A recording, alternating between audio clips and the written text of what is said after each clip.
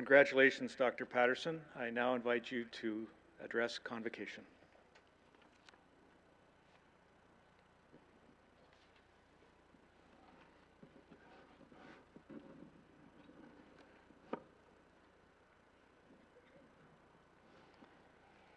Mr. Chancellor, Mr. President, members of the graduating class, ladies and gentlemen. I'd like to thank this institution. Yes, it has its limitations, but Trent is one of the finest educational institutions in the country. And I'm honored to be a graduate of this university. Thank you, Trent, for this wonderful honor and for giving me a foundation for a great life. Now, I had a prop, Carol. Did the prop make it here? Excuse me for a second.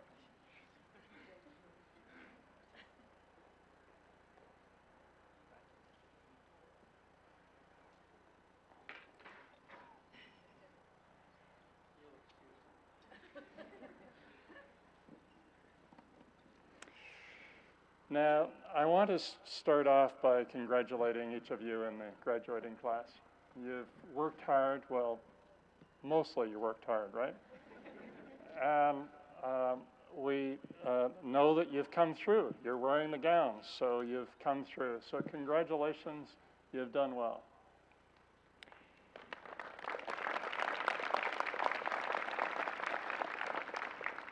Now, each of you had your own reasons for coming to Trent. I had my reasons also. One of the reasons was my parents grew up in Peterborough County and lived, when they were children, they lived in Dummer Township, just 5 or 8 miles east of here. And so you might say that my family is from the Dummer side of Peterborough. And if you said that, you'd be right. Since my profession revolves around the innovation process, I wanted to talk to you today about innovation. But what I most want to talk to you about is your power to innovate.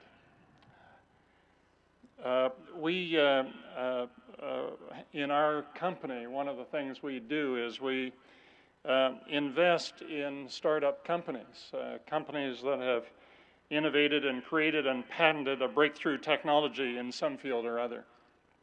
Let me tell you about one of the companies that we've invested in. One of the companies we've invested in has developed a way in your cell phone, in your iPhone, there are maybe 20 energy conversions, and those energy conversions aren't very efficient. So when you put your cell phone in your pocket, it gets warm. That's because the inefficiency of those energy conversions. And it needs 20 energy conversions because the screen takes a different voltage than the 5 antenna, than the cell, than the electronics, the other electronics in the phone. So each of those things needs a different energy conversion, and the chips that do that energy conversion are pretty inefficient. They give you about an 88% efficiency. We have a little company that's developing a way to get that to 96% efficient. So to give you a longer battery life in your phone. It's one of the things that that company is doing. So I can hear your parents thinking already, well, now we'll never get them off the phone because it'll have a longer battery life. We've also invested in a company that takes the pollution out of a plant that's making cement and takes the chemicals out of that pollution and then sells the chemicals. So, for instance, the carbon is taken out and made into sodium bicarbonate, and we can turn pollution into fridge deodorizers. So there are maybe 25 of these little companies, and so we think we know something about innovation in our company. Now, I want to talk to you, I want to ask you a question that may seem a little strange. It may sound like a non sequitur, but it's this. Why do we have bad feelings? Why do we have bad feelings? I mean, every other thing that is standard about human beings, except perhaps our appendix, has a purpose. So why do we have bad feelings? Did evolution make a mistake? Where do bad feelings come from? And what are they for? Well, evolutionary psychologists would tell us that our fear is our fight or flight syndrome, kicking in to help us survive. Having a lot of adrenaline in our blood makes us stronger for fighting or running away. A number of years ago, my wife and I were in Australia, and we went out jogging outside of Canberra. There's hills around Canberra that are covered with woods. And we were jogging down this hill. I was in front of Anne, and we were running down the hill.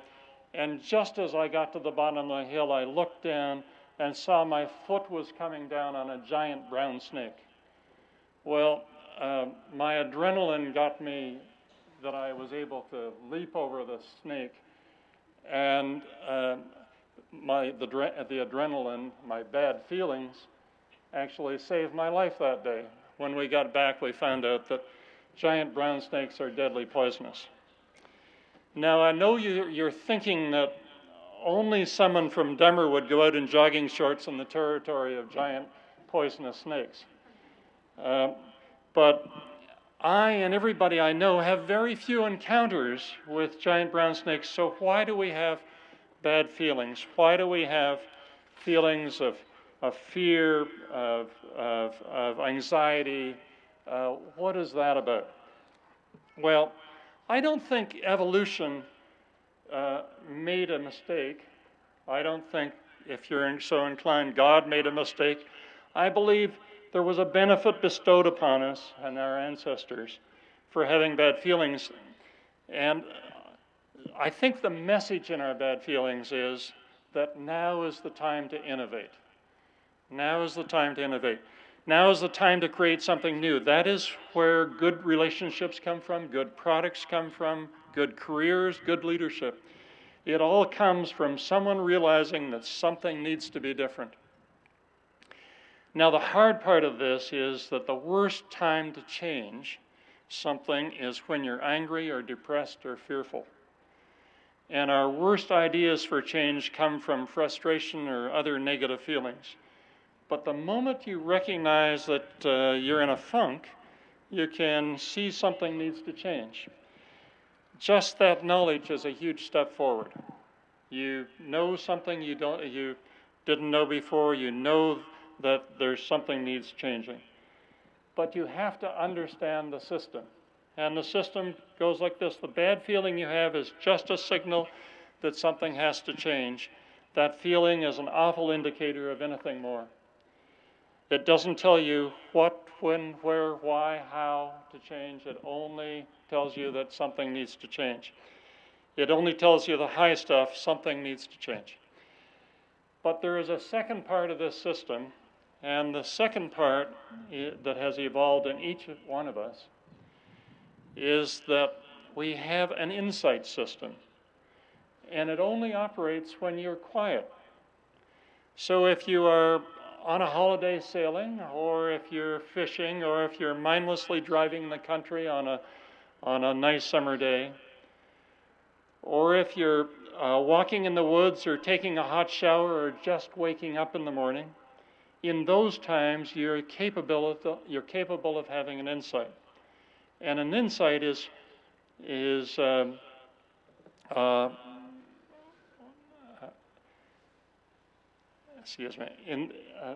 insight as to what needs to change, how to change it, when to change it, why to change it, and who should do the changing.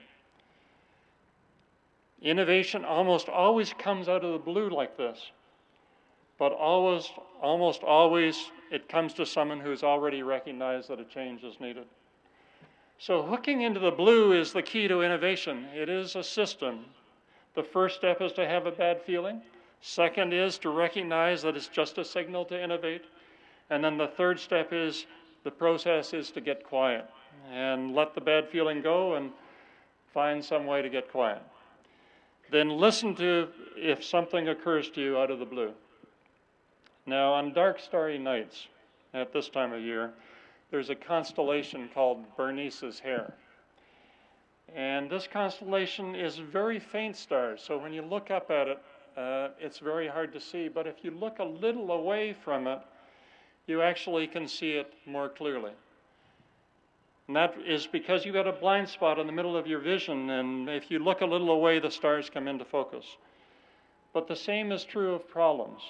If you look a little away, it'll become a source of insights and innovation. When I am upset, the most helpful thing my wife can say to me, my wife is actually here today, the most helpful thing my wife can say to me is, let's talk about that later. I'm sure that that little phrase has saved our marriage many times over the last 45 years. Sometimes, if I'm in a particularly foul mood, I want to solve things immediately. Not a good idea. Remember, bad feelings are an indication that something needs to change, but bad indicators of anything else, who or what. And in my household, the who is usually pretty obvious only after the fact. So the point is, it's important to chill. I could have just said that right at the beginning, couldn't I?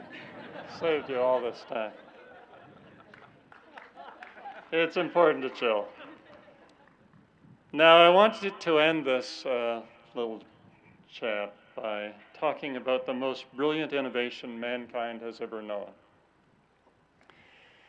Well, I brought a picture of it, which is what this thing is about.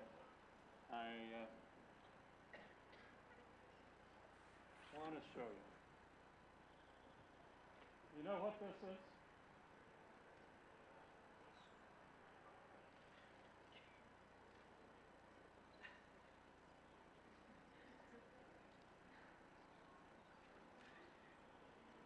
Anybody know what this is?